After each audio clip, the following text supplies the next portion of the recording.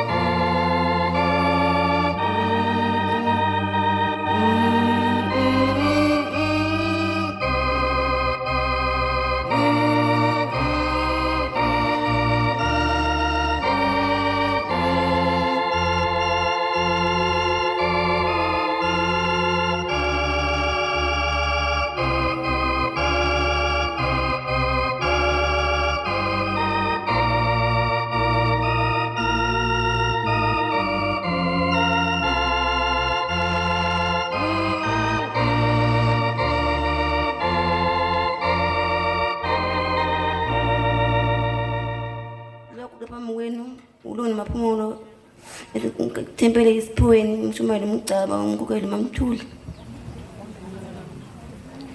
ngizongena kwenye intshumayelo khona inkosazana esabatha kubo kodwa yasihambe yofundela umsebenzi etertiary esikoleni akufunda khona umsebenzi yathi masifika afika nabangani abangalungile wathi abangani asihambeni siyekulunza siyephathini yakunqaba inkosazana ithena ngaqinisa ivumile bathi ngeke uhambe uyephathini ungaqhumula ekhanda yathi mina ikhasa Nazareth hayi wathi ekhaya bekho abazali bakho la sinawe la cela ukuthi uxhume ekhanda inwele ufake nenzipho ugcoba wenze wakho kufanele blue kodwa besendleleni kwavele kwenze ingozi yemoto yalimala inkosazane yasibhedlela basebenza abazali bayo hawu uzibandanyana usibhedlela kuthe mase njalo wasisithi ithe mase ilele isibhedlela kwafika ushembe kuyona yathi ngithe ngikubamba ekhanda wangabambeka ngathi kubamba engqino ngabambeka ngathi kubamba inzipho ngabambeka cela amakhosazana angayiphuli imithetho kaJehova uJehova uyisibuko kuthini kuze kusone nizwile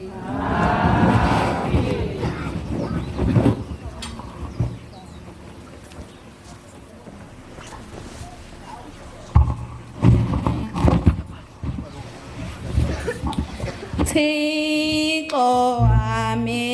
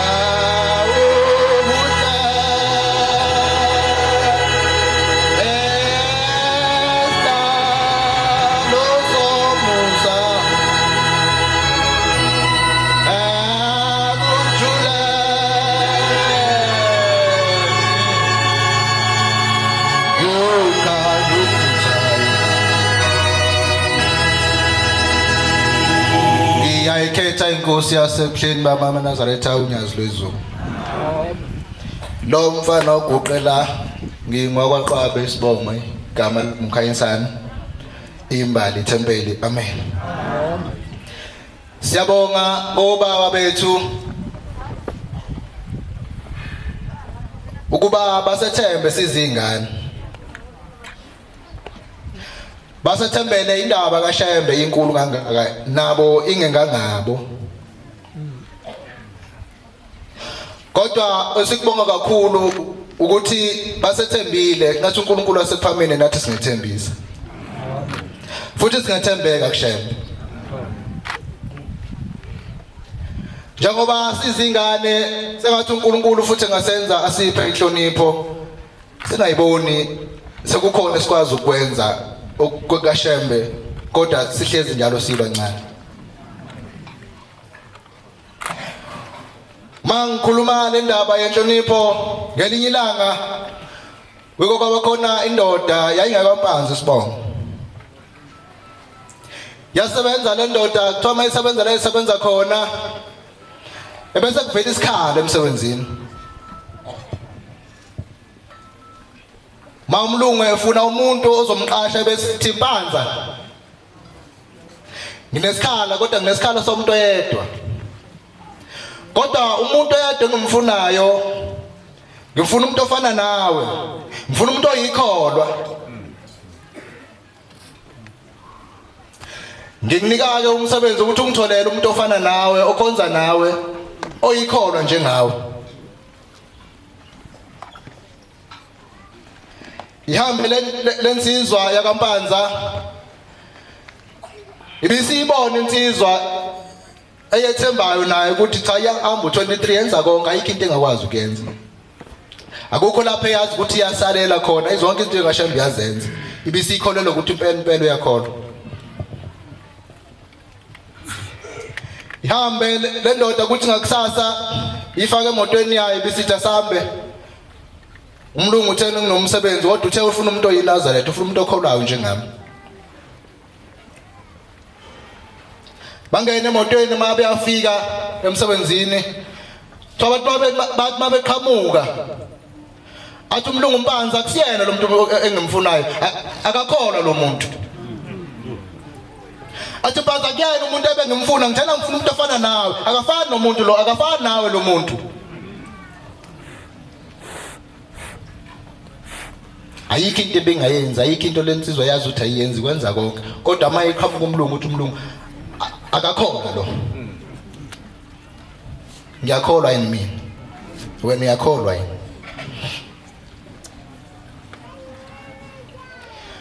Uma ezamumchazela izamchazela umlungu lensizwa yakampanza ethi hayi ngiyamazi impela ngihamba naye ethi hayi ayingadlali ngami Mpanza akakholwa lo.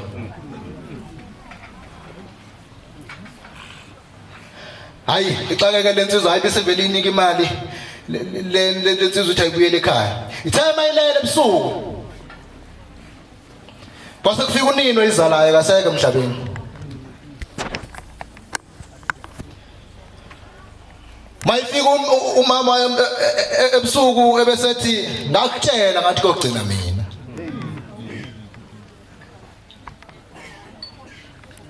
Tuyakhumbula ngisaphila emhlabeni wangedelela ngaze ngakhala inyembezi ngathi inyembezi zami zingeke kwele phansi. Ayikho into yokulungela emhlabeni.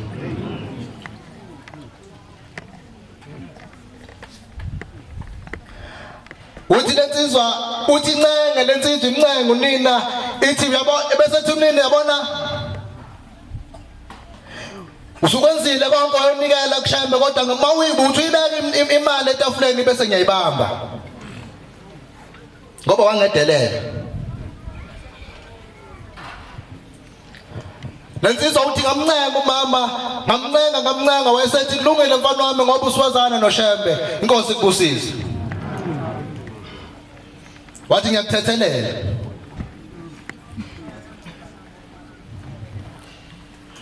La esihlabelelweni khona ulayini othi emthandazweni wesabatha kuba kade sofunda uthi indodana ngamhlonipho Yesu ayibulawe. Sengathi uNkulunkulu engenza singabe amathuna ahambayo.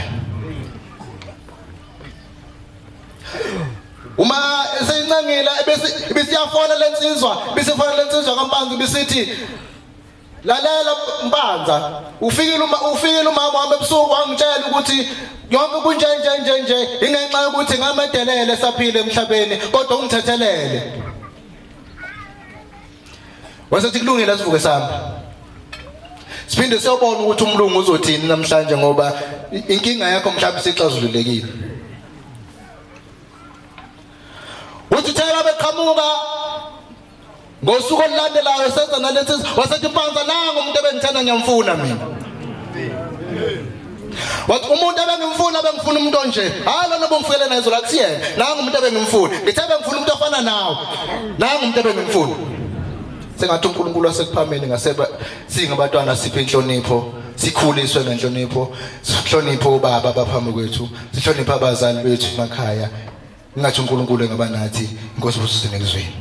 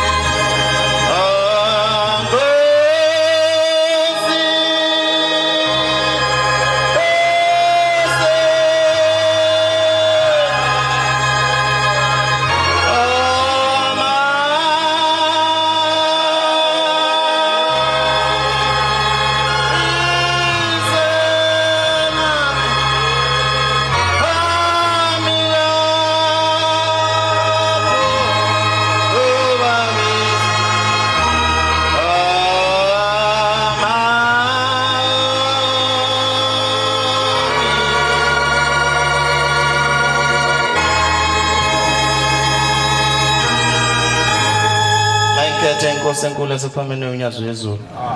Bantwana bakaNkulunkulu asifameni. Ngiyabonga nami ukuthi uNkulunkulu ungimemile ukuthi ngize lapha unomcimbi khona noma kunomsebenzi khona wabantwana abayithi. Sayibonga lo nhlanhla inkulu kithi. Ngumenyo yena kuba akuthandanga yena ngaba ngikho la. Bantwana bakaNkulunkulu asifameni umhlali oqeda ukuhlala njengamanje ukhuluma indaba enkulu ukhuluma indaba enhlonipho ngizocela nje kancane Timothy wesibili isahluko sesithathu eqala evesini ungwesibili uzongifundela ngibe mfishane khuluma ngenhlonipho inhlonipho ikuvulela nala ubungacabanga khona ungavuleleka khona thina ke sibe nayo kwenhlanhla kancane sithe ukuthi kancane kubafowethu indlela esikhuliswe ngayo iyona lesenza ukuthi sikwazi ukumelana nazo zonke izinto ngoba esikhathini sanamhlanje abasilandela ngemumva abangafikanga lesikhathi lesi sokuthi ekhaya umuzi nomuzi ngwandaba mina ngiqolise ungalichaza ngwakandaba tempelini eThulani kumshumayeli ubaba uMkhize kumkhokheli amashezi sengenzela ukuthi mangibhibhidlile njengomntwana bazi bangasho ushembe ngoba kunabantu abangasona amaNazaretha abazokhuluma ngenye indlela bazi ukuthi umntwana wakandaba lo bhibhidlile ngizoba sengiphoxa abazali bami ngizoba sengiphoxa futhi nabalelo thule nomhlaba Timothy wesithathu isahluko sesibili iqala ethi kepha yazi lokhu kuyakuba nezinsuku zokugcina 2 yeah sehluko sesithathu qathi kepha yazi lokhu kuyakuba khona izinsuku zokugcina wesibili uTimothy isahluko sesibili sesithathu qala evesini kepha yazi lokhu ukuthi ngeensuku zokugcina yawufika ikhathi zokuhlupheka abantu bakubanga abasithandayo ngathi lesikhathi ushembe emdala ukuba ushembe akekho noma unyazi lwezulu alivelanga ngalesa sikhathi ngaba liko leli Bible kwesisikhathi umuntu iBhayibheli ufunda la elimvuna khona bese sibalekela lokho kufanele kubhekane nathi njengabantwana abafisa imali thina labo abazikhulisayo thina labo kade khuluma lokhu usibhudo kaQwaba ukhuluma ngayo lento esikhuluma ngayo abadinzayo abathukayo yithi labo sithuka ngisho abazali bethu abangalalela abazali uNkulunkulu wakhe abangalalela abazali babo abangabongi uThixo masivukela sitsho ukuthi sivukelile nje ahlanzekilanga futhi kancane bamasikhuluma ngokuhlanzeka bethi basitshela abazali ukuthi sifuna ukwazi ukuthi kuzoba nani sizingane zesikhathi namhlanje enjalo qhubeka asinamusa futhi namhlanje mawuthi uyabhekisisa abantu ababulala izingane yithi asithuliswa siyahleba sinjalo nje asikhuzwa umuntu inkosi ibusise bani ngeke ngalokhuza singizohlala kancane phansi ngifuna ukukhuluma umsebenzi kaShembe oyi-1 bese ngihlala phansi Shembe uNkulunkulu bantwana baNkulunkulu basifamile kunendaba eke yenzeka emzini kaBaba engakazi noBaba ngimtshele yona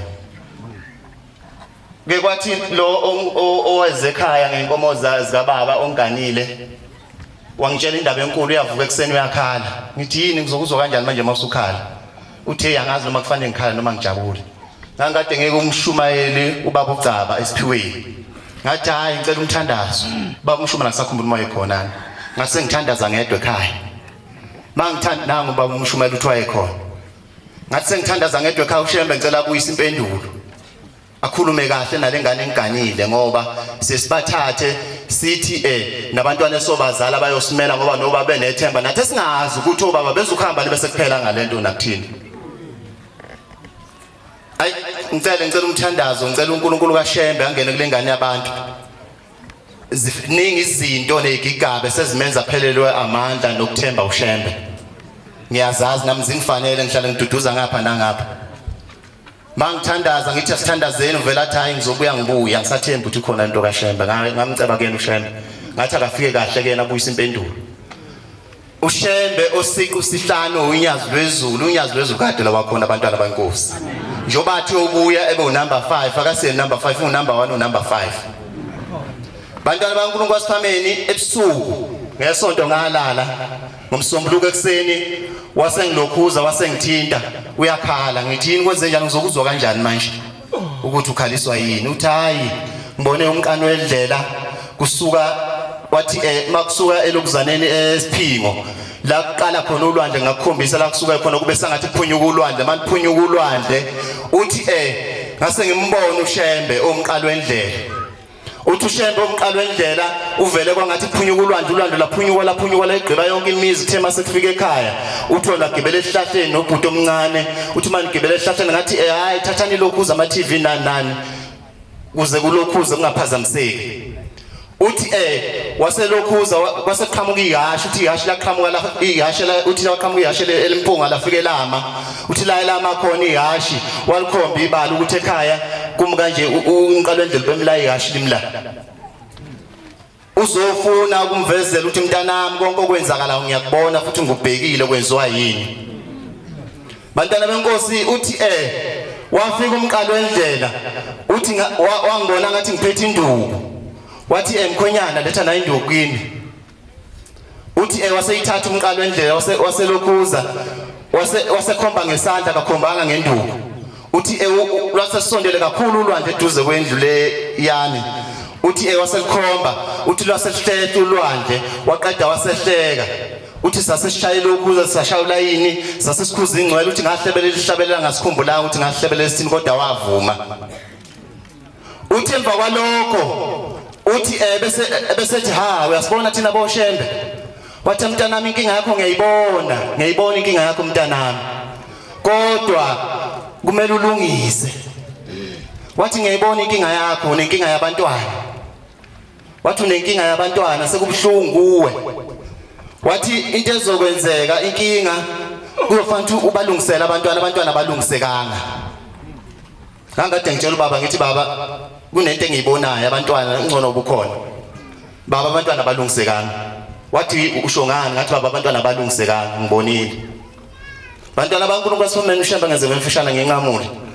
uthi uShembe ngaleso sikhathi wayegqoka izinto angathi ngamanika kodwa kumqalo wendlela uthi wabe seshintshe efotweni ngalesikhathi esezosuka ngizoyinqamlela uthi washintsha wagqoka umjiva onokubomvu wangikhombisa wathi nanti lokhu uzikhalenda wayigqoke kanje ngathi awonke ngayibona ukuba bempostile bengazi ukuthi umqalo wendlela wagqoka lokhu umjivo kanje uthi emva kwalokho wasesuka wasethi lalela kala mntanami into yokusiza uyosiza 1 no 2 ukuze uphumele kodwa usibalungisela abantwana uthi emva kwalokho wasethi yazi ngake ngaba nenkinga nami ngake ngagula mntanami wayesefuna ukuyiveza ukuthi kuphelele unyazi lwezulu sewumqalo wendlela usewunyazi lwezulu uthi wathi mntanami ngagula uthi ngathi ukusimayela kancane wathi lalela ke mntanami yazi unyazi ngasizo unyazi wathi ngasizo unyazi uthi washokazo kwakathathu uthi wasuka emva kwalokho wasehleka uthi wathi mayehleka walibona ihashi esemlapha eduze kwehashi lakade kokho ihashi selindena uthi wathi mayisuka wayilokhu uzoyiphakama kancane wayihlala ehashini wathi uJambek segqoka umjiva lo osehlabelweni ubaba osu black and white kodwa usuku nelokhu uzunensepha mawulokhu uzile lo mhlophe uthi wasuka ihashi lasuka labheka phezulu lahamba nenkosi ngangade ngicele umthandazo ngithi akabuyisa ithemba kuyena into ayimkhalisa ngangikhaliswa into yokuthi awukanti babuya ngibona ukuthi nginenkinga lento bengiyibuza yona kanti uShembe uyangibona ukuthi nginenkinga bantwana baNkulunkulu basifamene uShembe cela ukuthi yabusisa amazwi wazwile angithethelela ngone khona kungabe ukuthi uguqa kwambe ukukhipha abantu bakithi uShembe angathi ngasikhumbula sikhulisa abantwana baNkulunkulu basifamene thina singabantwana sibambelele kuyena singasuki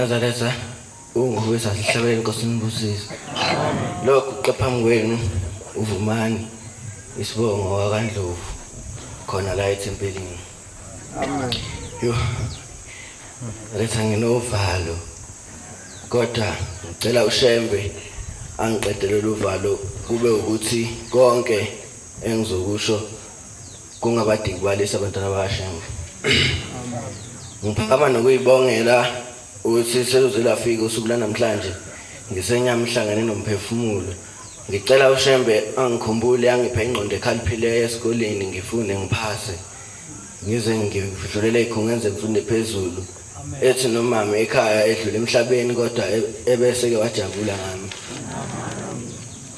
siya ngelinye ilanga kwakukhona omunye ubaba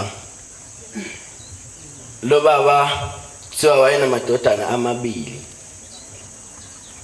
kwathi lo baba engekho ekhaya ehambile wabamba amajuba amabili wabuya nawo ezekhaya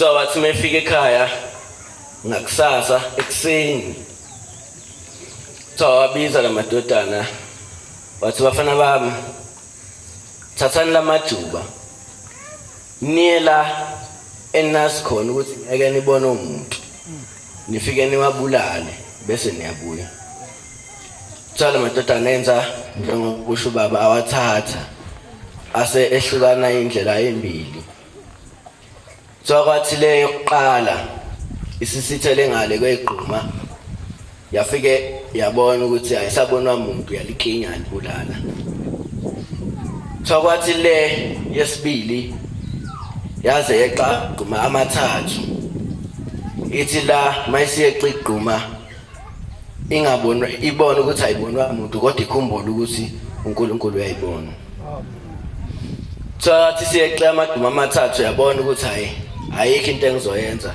uNkulunkulu uyangibuka ngiyajika ngibuyele emuva so yathi mayifika kubaba wabuza lo baba hawo ndodana ngithe hamba uyobulala leli juba lapho ungabona khona umuntu ngeke kube awufikanga la ungabona khona umuntu so athi lenkosana baba ngize ngeqa amagquma amathathu onke yebo bengingabonwa umuntu kodwa uNkulunkulu bengibona nathi ngiyacela manazareth ukuthi siyintsha siyabantwana sibancane kukho konke esikwenzayo sazi ukuthi uNkulunkulu uyohlezi sibuka noma ngabe nini inkosi usisenekuzwa Jabula wena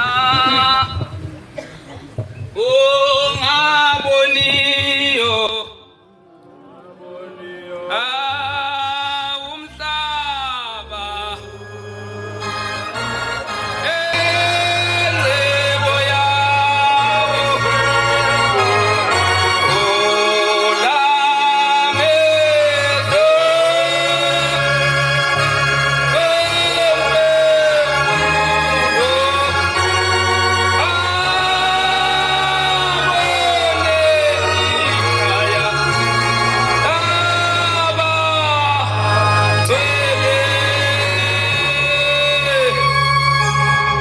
ukuphakama kwami akuthandeke kwabayingcwele ogoqilela uNkosana uShezi entuthukweni kumshumayela uNgubo lomkhokheli Mantanzi Khosa siyabonga abantwana benkosi uNkulunkulu esigcinile kwazi washaya isikhathi nyamhlanje nomphefumulo sibonga ukubuthwa uShembe unyazi lwezulu esibuthele emzini wakho waseKhayisani safika siphephile nabasendleleni uNkulunkulu engathi ngabakhumbula amen ngifisa ukukhuluma indaba ibe yinye ngimthandile umntwana obekhuluma ngendaba eyake yakhulunywa ubaba umfundisi uGumede ngoba namhlazana ngiyobuthwa kwasetshenziswa ubaba uGumede ubaba uGumede ukhulume ngendaba enkulu sivala umhlangano emseni oyitholayo ngiyocela ngifundele amaHebheru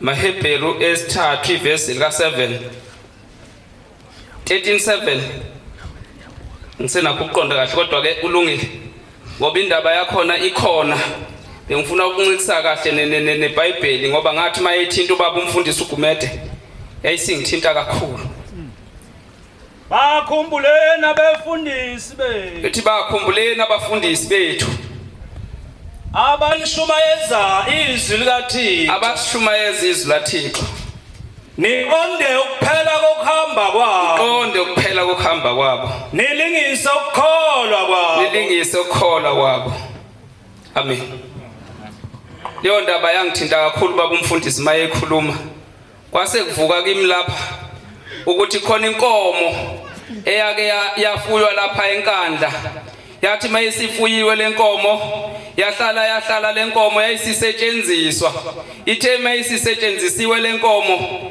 ngangizange ngiyibone mina ngamehlo lenkomo isafuyiwe lapha enkandla namhlazane futhi isetshenziswa ngangizange ngibe khona ekudeni kwayo inyama yayo kodwa kwathi ngelinye ilanga uNkulunkulu wangikhumbula engifise ngathi engasikhumbula sabatwana sibancane ngathi mangabe ngihamba ngakomunye umuzi engicabanga ukuthi wona wakaGumede uqobo lawo kwase kuvuka kimi ngase ngithi ngiyaqalaza ngase ngibona isikhumba sayo leyo nkomo ekade ifuyiwe enkandla sinekiwe kwezinye zezindlu zakaGumede ngabona ububanzi baso ngase ngibona nombala omuhle waso. Noma ngayibonanga inkomo kodwa ngabona ububanzi benkomo besikhumba senkomo eyayikade ifuyiwe enkandla ngase ngibona nombala omuhle waso. Ngathi mase ngibona umbala omuhle waso ngase ngithi nami noma ngabe ngangekho yayifuyiwe lenkomo noma ngangekho namhla isetshenziswayo inyama yayo abayidlayo basixoxela ngayo ubumnandi bayo. Oyekhona mhla yayidliwa lenyama wasixoxela ngobuhle noma ngobumnandi balenyama. Nami sengicishe ngifane nowayekade ekhona. Sekufanele nami ngikhumbuze umhlambo osekhohliwe ngoba umnandi bale nyama eyayikade itshaliwe noma eyayikade ifuyiwe nayisitshalo eyayikade ifuyiwe lapha enkandla. Bayabuza bangcwele bathi yaphi indaba. Mina abatwana benkosi kangemficanga umfundisi uGumede umfundisi uMagwasa. Kodwa uGumede wangenza ukuthi ngikwazi ukubuka ukuthi shuthu uMagwasa waye umuntu okanje. Angizange ngiyibone mina inkomo eyayifuyiwe enkandla. Nenyama yayo futhi kangizange ngiyidle. Kodwa isikhumbe sasineko kaGumede nombala waso omuhle. Ngasibona sangitshela ukuthi inkomo yake yafuka enkandla injani. Ngiyacela uNkulunkulu ukuthi asenze siba abatwana abawuthi mangabe bebona umbala omuhle wesikhumba bese bebuka bebone ukuthi nalokho kakade kudliwa khona kuyikhona inkosi kusenikuzwile.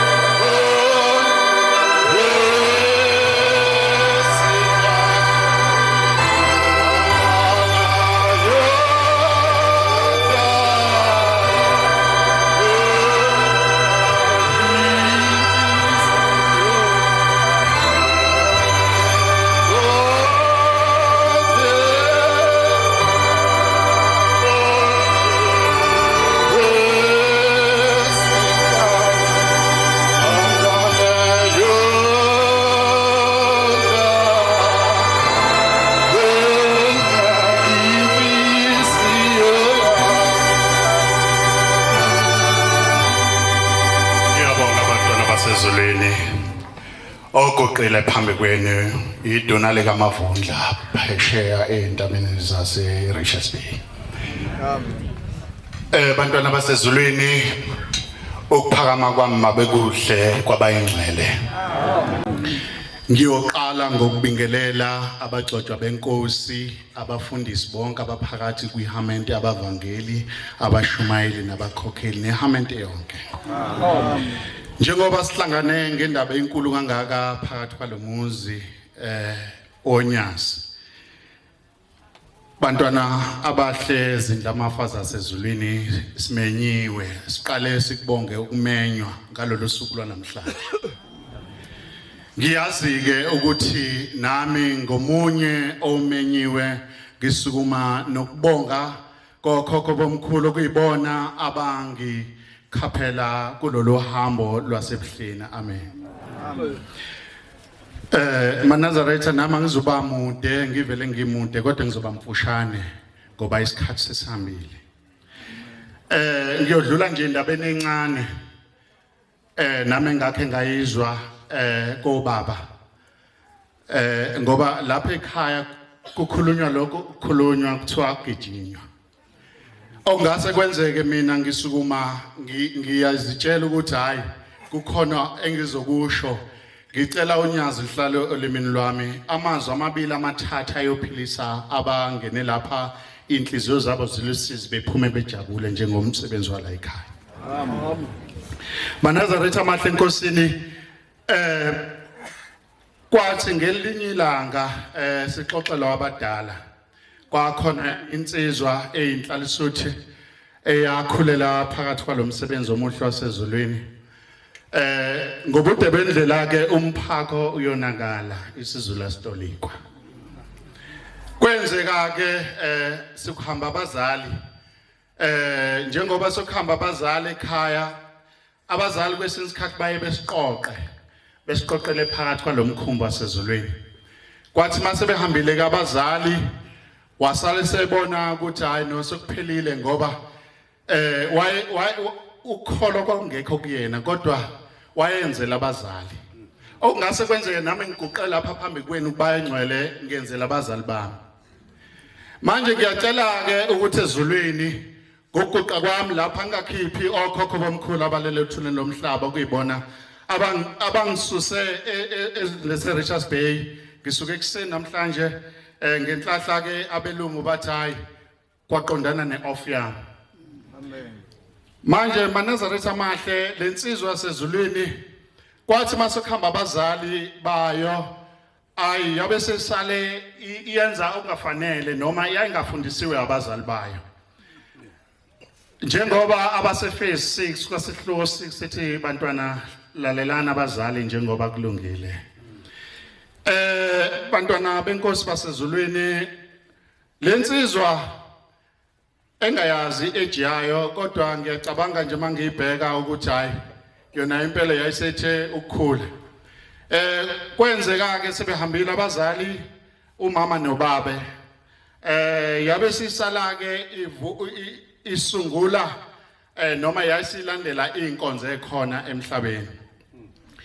Kwenzeka yabika ke ukuthi iyocela aManazaretha ukuba ezoyisingatha izoba inomsebenzi ekhaya lika baba mkhulu osedlulile ubaba okubaba wayo. AmaNazaretha ke ngoba ahlale njalo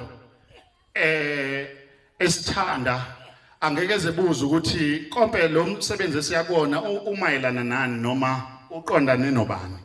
Asetheleka njengobuningi bawo AmaNazaretha njengoba sikhona la endlini. Ngiyathokoza nje kakhulu ngibona ngempela ukuthi hayi noma omubi kade ngafika hayi kodwa ngisezulwini. Amen. So ke Manazaretha amahle enkosini lensizwa yabiza AmaNazaretha nangempela afika mayefika AmaNazaretha yasithenga nje inkomo enkulu impela nje yabe sihlaba ke inkabe enkulu yayihlabela AmaNazaretha ukuthi ngoba iwacelile ukuthi azoyisingatha kulomcimbi ezobe inawo umayelana nani. Khona ke into eyenzeke la ekhaya ukuthi ma wenze umsebenzi kufike uVukanathi bese beyadlulisa umbhobho beyodlulisele ukuthi sicela ukubuza ukuthi la ekhaya besibizele ini. Yabe silidalula ke udaba ukuthi hayi Manazaretha amahle enkosini ukukholwa kwakungobazali namhlanje ngokuhlaba lesithole noma lenkabi ngizosula uMnazaretha. Matwana ba sezulwini izindlamafaza sezulwini singalahlwa sisaphila. Kuye kwenzeke ke uhambe kusale nje kwakumile ubuMnazaretha kodwa uMnazaretha abusekho kuwe. Kwenzeka ke leyo nsizwa yaba neshwa ngoba ngalolo suku yathi masibizile AmaNazaretha yathi izosula uMnazaretha ngoba since abazali babehambile noma bedlulile emhlabeni bengakazi befike nangephupho kuyona. Kwathe ngalolo suku noma ngalobo busuku siqedile ukwenza umsebenzi bafika abadala bathi mntanethu waze wasibulala waze wasilaya. Njengoba sasihambile besisakunxusela kobaba mkhulu bese siwu number 2 endleleni yokuba siyobona omdala wensuku okushembe. So sikhiphile ezulwini ubaba omkhulu sesixoshile uthi asibuyele la sasuka khona sahamba njengoba sasihambe eminyaka emingaka ungasiboni namhlanje sesisusile bese siwu number 2 sizokucelela zonke izinto zakho zilunge. Ngelinye ilanga AmaNazaretha kwangathi singaba nawo lo musa noma lo munyu yokuthi sibe nenhlahla ukuzuza isibusiso esivela kushembe. Inkosi ibusisene amazweni wazwi.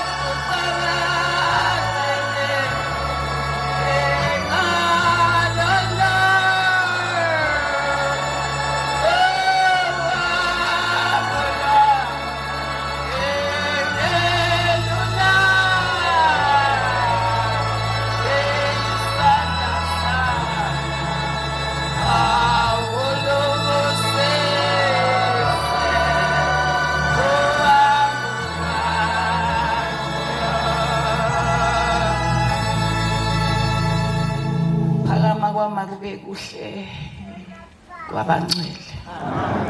Ngibingelela abafundisi, abavangeli, abashumayeli, abakhokheli. Siyawubonga umusa kaNkulunkulu osilethela ekhanyisana namhlanje. Ngoba besingeke sazenzela kodwa ngokuthandwa uNkulunkulu saba khona namhlanje. Siyabonga kakhulu. Siyambonga uNkulunkulu, siyalibonga unyazi lwezulu. Siyabingelela nakwabasha abanikazi balomcimbi. Siyabonga kakhulu uNkulunkulu angathi ngabakhulisa. Bakhulele endleleni okuyiyona yona uNkulunkulu abakhombise yona. Banenhlahla abantwana uNkulunkulu obaxoxele ndawonye. Bavuma ukuqoqwa ngoba ukusabalala akuyona into enhle. Bantwana uShembe uniqoqile, waniqoqela kuyo. Into esiyidinga usiyabazali sicela inhlonipho. Nihloniphe. Ungamthanda uShembe kakhulu kodwa uma ungahloniphi kuyize ukumthanda kwakho. Mase nitshakadula lapha phambi kaShembe noma senikhuzwa abashumayeli ningabe nisakhuzeka kusuke ngasekuhle. Nobaba usuke ngasakubuki kukuhle ukumthanda kwenu ningasakhuzeki. Siyanicela ukuthi nikhuzeke neyintshumayelo zenu. Siyacela ukuthi manikezwe ithuba ningangeni ezintweni eningakafiki kuzona. Intshumayelo yakho uyinkosazane ayingafiki la wena okhuluma ngendaba yenkosazane eyenze okubi. Uzuyiveza ukuthi lobu bubi benze kangaka. Awufiki lapho inkosazane ngoba awazi lutho ngendaba yokwedlula kulokho ikhona. Nakhona enhlalisuthini asingajombi kakhulu size sijombe emathempeleni abaphathi bethu. Sithathe sibe nenjabulo le egcina isiyeka kumshumayeli ngokuthi mina ngiphethe abantu ngoba mina ngikwinabashu ngiphethe izindaba zabantu abasha. Indaba yomuntu omusha idlula kumuntu omdala. Izifike ke la sekusisigaba sakho sokuthi nawe usungaba nezwi olukhulumayo usudlulile kodwa kumuntu omdala. Indlela zethu ayijwayele ukudlula kumuntu omdala. Makhosazana nakhosazana musana ukukhohliswa ubani, ukhohliswe umuntu okuzokunikeza isihlanu sama chips. Abonise entweni enhle kangaka. Makhosana enabashu celani ingane zabantu niyithande. Musana ukuthatha izingane nidlale ngazo ngoba abantu abangayembethe lengubo bayabuka ukuthi hawuzigana zincane kodwa ziyabuya. Kanti isuke ithathoba ngoba ithathwa yini nithi ngamaNazaretha. Ekugcineni usuyithathile usutholakale usucosha uShekhasi wakwaShoprite. uShekhasi wakwaShoprite usuka nawe esitolo ulengisile. Uyothi uyofika eTexini usubhobokile. Ususuke nezibambo. Lo Shekhasi uzowuthatha usekhaya. Mina ngizofike ngiphembe ngawo. Ngoba lo Shekhasi ufike vele usuhebhukile. Musani ukuthatha nihambe nicoshe emgwaqeni lo Shekhasi ababhobokele umuntu ehlete ekusini. Lo Shekhasi wayesewutshinga estopini. Uyafika izinto useyiphethe ngesandla ayisafakwe ndawo. Ubuso ufike wena uyawuxosha lo Shekhasi. Lo Shekhasi uzoba inkinga. Ususekhaya. Awufuni sonto, awufuni lutho uxosha uShekhasi usulahliwe. Thina siyathatha ke sifake emlilweni siyaphemba. Celani ingane zabantu nihlale nazo emakhaya. Ubuyekeleni lo Shekhasi ukuthatha lengane ungakayiceli. Amakhosazane nanka amahle onyazi wezulu. Niyawashiya nihambe nocosha emgwaqeni. Ekugcineni lo muntu usekubilisela amanzi. Nawe usumncwabe ethuneni elincane senixabene. Awukazi phela ukumbithuna elenele uwedwa. Ulokhu umfake efrijini. Ustudanumba umgodi. lo mgodi uzoba mncane vele. Celana amakhosazana esontweni kuze umuzi ube khona. Ngeke ube khona umuzi iNazaretha elingekho ngoba nje ubucoshoshe ekhase emgwaqeni nje ubuNazaretha buyaphela kulomuzi. Lathi ilanga ngiyadabuka amaNazaretha ngoba kuyofika isikhathi la oyothi usuhambile emhlabeni uyiNazaretha ushiya uNazaretha ekhaya kodwa ngeke busale kulabo abantu abasha abezayo bathanda yonke into ngampela yikho into eningayithandi. Siyabonga kakhulu, siyalibonga ithuba siphiwe ngosuku lwanamhlanje ngoba inkonzo eyokuhlonipha la ekhaya. Sigugile manje siyizalukazi, sigugele kuleli bandla. Inkosazane yala ekhaya uma isiceliwe ibihlukanisa nezinto eziningi kodwa ingahambi phela nomfana ukuthi ukucelile akuyena umyeni wakho. Akakucelele khona ukuthi sekumyeni wakho usuyophuma ekhaya usuphethe ingubo yokulala. Azothi mayifika emhlanganweni wena usumphathela iclay usuyonesa uyinkosazane. Yini lesidala yonke lento ngoba thina sikhule kukhona abafowethu bamathempele endawo yakithi.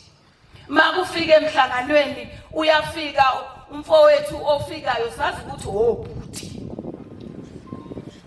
Nina kwajikana abanentombi emathempeleni bafana. Kube wena ocekithi Awusiyakubona